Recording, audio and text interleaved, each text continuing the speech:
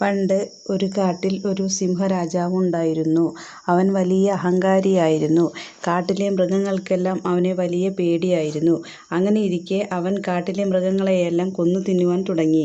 പിന്നെ മൃഗങ്ങളുടെ കഷ്ടകാലം തുടങ്ങി. ഒരിക്കൽ അവർ ഒന്നിച്ചു ചേർന്നു. ഒരു ദിവസം സിംഹത്തിൻ്റെ മുന്നിലെത്തി വിനയത്തോടെ പറഞ്ഞു, "സ്വാമി, അങ്ങയുടെ കൃപ ഉണ്ടെങ്കിലേ അടിയങ്ങൾക്ക് ഈ കാട്ടിൽ ജീവിക്കാൻ കഴിയൂ. ശക്തരായവർ ഇങ്ങനെ ദുരാചാരം പ്രവർത്തിക്കുന്നത് വളരെ കഷ്ടമാണ്. രക്ഷിക്കേണ്ട പ്രജകളെയെല്ലാം അങ്ങ് തന്നെ കൊന്നു ഭക്ഷിക്കുന്നത് ഒട്ടും ശരിയല്ല. ഞങ്ങളെല്ലാവരും ചേർന്ന് ഓരോ ദിവസവും ഓരോ മൃഗത്തെ അങ്ങയ്ക്ക് ഭക്ഷണമായി തന്നുകൊള്ളാം. അത് സ്വീകരിച്ച് അങ്ങ് തൃപ്തനായി കഴിയണം. പണ്ട് ഗരുഡനും പാമ്പുകളെ ഈ വ്യവസ്ഥയിൽ രക്ഷിച്ചിരുന്നുവല്ലോ." സിംഹത്തിനും മൃഗങ്ങളുടെ അഭിപ്രായം ഇഷ്ടപ്പെട്ടു. അന്നു മുതൽ ഓരോ ബലിമൃഗം സിംഹത്തിന് ദിവസവും ഇരയായിക്കൊണ്ടിരുന്നു. മാസം 1 കഴിഞ്ഞു. വൃദ്ധനായ ഒരു മുയലാണ് സിംഹത്തിൻ്റെ അന്നത്തെ ഇര. അത് തൻ്റെ ദുർവിധിയിൽ വല്ലാതെ ദുഃഖിച്ചു. "എങ്ങനെ ഞാൻ ഇതിൽ നിന്ന് രക്ഷപ്പെടും?" എന്നായി അതിൻ്റെ ചിന്ത. ബുദ്ധിമാന്മാർ വിചാരിച്ചാൽ നടക്കാത്ത കാര്യമില്ലല്ലോ. ഇങ്ങനെ ഓരോന്ന് ചിന്തിച്ചു മുയൽ പതുക്കെ നടന്നു. സിംഹത്തിൻ്റെ മുൻപിൽ വളരെ വൈകിയാണ് അവൻ എത്തിയത്. സിംഹമാണെങ്കിൽ വിശന്നു വലഞ്ഞിരിക്കുകയാണ്.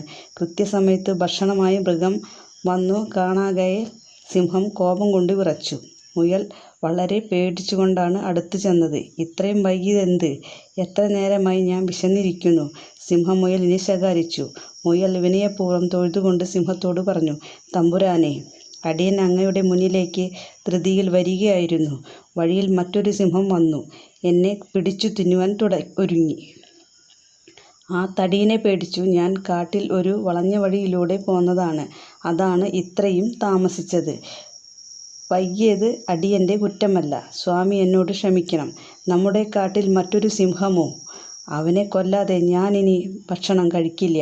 ആ ഭോഷൻ എവിടെ ഒളിച്ചിരിക്കുന്നത്?" "തമ്പുരാനെ, അടിയൻ ആ ധിക്കാരിയെ കാണിച്ചു തരാം." എന്ന് പറഞ്ഞ് മുയൽ മുന്നിൽ നടന്നു. അലറിക്കൊണ്ട് സിംഹം പിന്നാലെയും. മുയൽ ആഴമുള്ള ഒരു കിണറ്റിനരികിലെത്തി. "സ്വാമി, ആ ദുഷ്ടൻ ഈ കിണറ്റിലാണ് ഒളിച്ചിരിക്കുന്നത്. അങ്ങ് തൃക്കൺ പാർക്കണം." മുയൽ സവിനയം പറഞ്ഞു. ഉടനെ സിംഹം കോപത്തോടെ കിണറ്റിനുള്ളിലേക്ക് നോക്കി. തെളിഞ്ഞ വെള്ളത്തിലതാ ഒരു വൻ സിംഹം തുറിച്ചു നോക്കുന്നു. ഭയങ്കരൻ. കോപത്തോടെ സിംഹം അലറി. "എതിരാളി ഉണ്ടോ? വിട്ടുകൊടുക്കുന്നു." അവനും അതേപോലെ തന്നെ അലറി. "ധിക്കാരി, എന്നെപ്പോലെ നീയും അലറുന്നു? നിന്നെ ഞാൻ കൊന്നുകളയുന്നുണ്ട്." എന്ന് പറഞ്ഞ് സിംഹം അട്ടഹസിച്ചു. അവനും വിട്ടുകൊടുത്തില്ല. കിണറ്റിനുള്ളിൽ നിന്നും അതിനേക്കാൾ ഉഗ്രമായ അട്ടഹാസം ഉയർന്നു. വിഡ്ഢിയായ ആ സിംഹം ശത്രുവിനെ കൊല്ലുവാൻ കിണറ്റിലേക്ക് എടുത്തുചാടി. അവൻ വെള്ളത്തിൽ മുങ്ങിപ്പൊങ്ങി.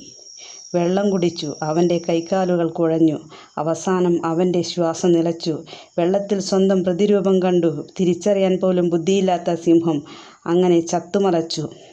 ബലമുണ്ടായിട്ട് എന്തു കാര്യം? മുയൽ സന്തോഷത്തോടെ മടങ്ങിപ്പോവുകയും ചെയ്തു. ഗുണപാഠം: ബുദ്ധിയാണ് ബലം.